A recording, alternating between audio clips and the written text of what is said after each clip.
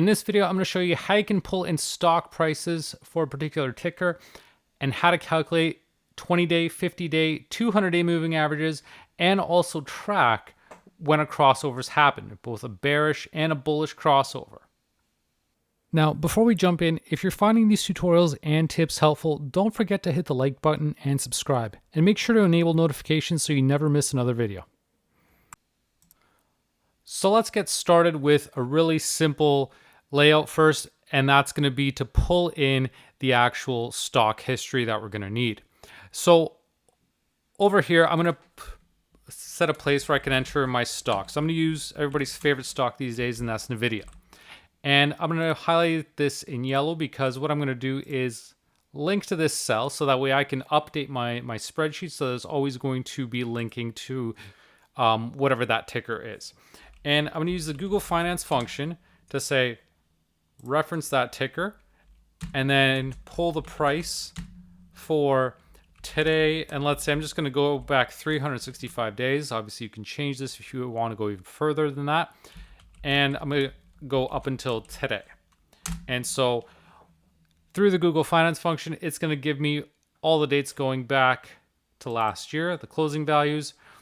And so we've got that history in there. Now, the one limitation of this you might be disappointed in is that by doing it this way, I'm not able to get the current price as of right now. When you're looking at a historical trend, it's not going to give you, if you'll notice, this is 1600 hours. So basically it's looking at when the market closes for that day. So if it hasn't closed, if it hasn't closed, then you're not going to get the stock price that day. Now you can just select the price and not specify a date, in which case you can do that. For example, if I just typed in, Google Finance, get NVIDIA's stock price, and I'm not going to specify day, then I'm going to get the current price as of now. But if you're pulling in historicals, that's just the one thing to keep in mind, that when you're pulling in a range, it's not going to go up until today's date unless that day has closed using this method. But we can still make the best of this and pull in our 20-day, 50-day, and 200-day moving averages, because you can still determine if there's been a crossover. If you don't have the current price, you can always manually put it in there and do that calculation. But, worst case scenario, you're behind one day. So I'm going to center these. And so the 20-day moving average, I'm just going to do a simple moving average. So I'm going to just make sure that I've got 20 days. So starting at 2, so I'm going to go to 21 here and take the average. So just a simple average of the closing prices. Double click to copy this all the way down. Next, I'm going to go to the 50-day moving average to calculate that. So I'm going to go down to cell 51 here and do the same thing. And what I'm going to do to make this a bit easier to track where I am is I'm going to freeze the first row. So freeze one row just so it's easy to see where exactly I am. Double click on this and copy it down. And now the 200-day moving average, that's going to start on row 201. So you just want to make sure that you've got the right number of days and periods here. So just a simple average and copy down. So obviously, if you go further back more than a year, that may be a bit more useful, especially if you're looking at a long average like the 200-day moving average, because obviously I don't have a lot of dates in here, but I'm just showing you how to set this up. We can go further if you want. Now, what I'm going to do is adjust the formatting for these values. So all numbers, easy to read. Now, the next thing I'm going to do is calculate, if the 20-day average is above the 50-day moving average or vice versa. So I'm just going to call this 20/50. And then let's go down to where the 50-day moving average begins. And what I'm going to say is, okay, if this value in column C is greater than the value in column D, then I'm going to say the 20 is over the 50. Otherwise, I'm going to say the 20 is below the 50. And this one is not, if I double click, it's not automatically going to pull down just because there's nothing next to it. So I'll just drag this manually down. And depending on how far your data set goes, you may just want to extend it as far as you need to. But for this case, I'm going to put it like that. So if I wanted to, I could also add an if statement to say, okay, if this value is blank, just ignore it. But anyways, we've got that set up. The next thing I'm going to do is create an indicator for the 50 and 200. And this one is going to start once we get that 200-day moving average, which is right here.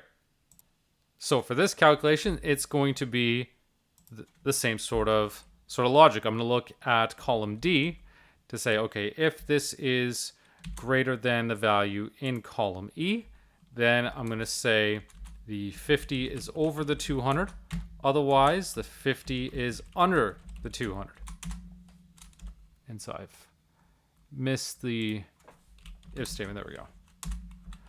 50 over the 200. So the 50 is indeed over the 200. And let's copy this all the way down. So I've got my indicator set up here. Now the next thing I'm going to do is calculate if there's been a crossover. And this is going to be the key to making sure that I can see if there's differences happening in these trends. So this is going to be a little bit tricky, a little bit complicated to set up, just because we're going to be looking for if there's changes in the 20 over 50 and the 50 over 200. I'm not going to start right where my 20 over 50 indicator began, just because I want to compare this first value to this next value to see if they are the same. So I'm going to start with creating an if statement and an and statement to say, okay, if these values are all the same, then nothing's happened. So I'm going to say if this is equal to this, and then this is equal to this, that means nothing's changed and there's no crossover which has taken place. So I'm going to leave it blank. Next, I'm going to create a rule where that isn't the case. So I'm going to say if the value in F52 is not equal to the value above, so that means something's changed here, then we know that there's been some sort of a crossover. So the key thing is in determining, is it a bullish crossover or is it a bearish crossover? So I'm going to say if the value in F52 here is equal to 20 over 50, then I'm going to say that is a bullish 20 over 50 crossover. If that's not the case, then I know that it's been a bearish 50 over 20 crossover. So I'm going to close that out.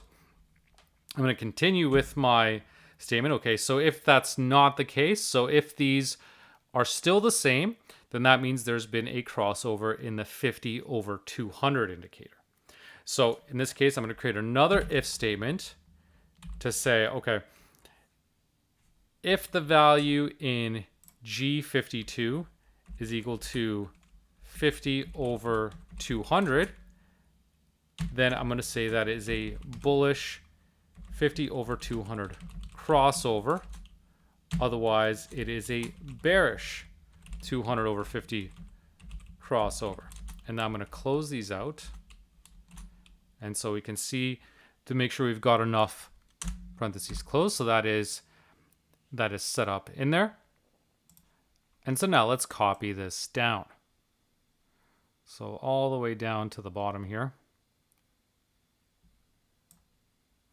So we can see we've got some crossovers identified. So we've got a bearish 50 over 20 crossover. So you can see it went from the 20 being over the 50 to now being below the 50. So that is a bearish crossover. Here it went from being below 50 to over 50. So that is indeed a bullish crossover.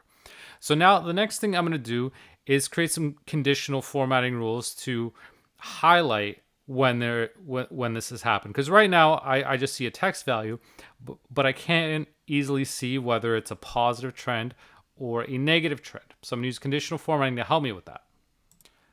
So to set up conditional formatting, I'm going to go to Format, Conditional Formatting, and the range that I want to apply it to is basically everything in A through H. And I'm going to use a custom formula. And I'm going to look at the first 4 characters. So to do that, I'm going to look at the left. I'm going to use the left function, and I'm going to freeze column H because I want the conditional formatting rules to always look at column H. So whether I'm in column F, column E, column D, because remember, I'm applying this to every cell in A through H, but I want them to only be looking at column H. So that's why I'm freezing that value. So I'm going to say H1, and the reason it's 1 is because I'm starting from row 1 because I'm including everything. So I'm going to say if H1, the first 4 characters of that equal to bull, then see, we can see it's already highlighting. It's highlighting green. And so now anytime the word bull shows up in there, it gets highlighted. So I'm going to create another rule, which is basically going to do the same thing. So A through H again, and set up a custom formula. And this time, what it's going to do is, again, use the left, H1, 4, and this time it's looking for the word bear. And in this case, let's make it a red highlight with white font, just so it stands out easily. And now let's see. So we've got that. So we've got our bullish crossover, we've got our bearish crossover. And so as you can see now, it's a whole lot easier to track these trends in here. So we could set this up for multiple stocks or for different stocks and just change the ticker and test it out that way when there's been a crossover. So I'm going to test this out for another stock. I'm going to use Adobe because I believe that one's been a bit more volatile than Nvidia. And so let's take a look. So we can see a bullish crossover here, a bullish 50 over 20. So we've got a lot more crossovers here. Now, the one thing I need to adjust here is because this 200 over 50 crossover started a bit early because I had a blank value here. So I just need to adjust my formula for that. And so what I'm going to do is before we get into, just going to open up this text here to make it a bit easier to see. So we've got this crossover saying 50 over 200, but before we look at that, I'm going to add another if statement to say if this value, this one right here in G200, if that's blank, then I'm going to leave a blank to say nothing's happened. Otherwise, we're going to go into that if statement. So that means I need to close another set of brackets here. And now let's copy this down. And that should give me a better solution here. So otherwise, it's going to trigger that that indicator at the first instance that you've got this, just like here. So that's why I don't put that in this cell. But for the 50 over 200, I don't want to break that formula and start again. So that's why I've just added that that condition to check to make sure that it's not blank. But by doing so, now we can spot both our 50 over 20 crossovers and our longer term 200 over 50 crossovers. So in this case, Adobe recently made that crossover, so we can see the 50 was over the 200. Now the 50 is under 200. So that is a bearish crossover, a death cross, as it's called. So in this situation, you might be tempted to buy shares of Adobe, or short them potentially if you think it's going lower, or buy them if you think it's a good buying opportunity because it's dipped significantly in value. So by setting up this template in Google Sheets, it's really easy to reuse this over for other stocks as well. It's just mainly changing the ticker, and then everything's pulling in. The big benefit of doing this in Google Sheets is it's really easy to pull in historical stock prices, and you can follow the same process for Excel as well. It still works the same way. I personally prefer using Google Sheets just because it's a lot easier to pull in stock prices, and I don't encounter as many errors when doing so versus with Microsoft Excel. So if you're doing it in Google Sheets, it's really easy. The main thing to do is use that Google Finance function, pull in the price, and then specify just how far back you want to go. And then the 20-day, 50-day, 200-day moving average, you're just basically making sure you're capturing enough periods in your calculation, and then setting up the indicators to see, whether it's what those trends are telling you.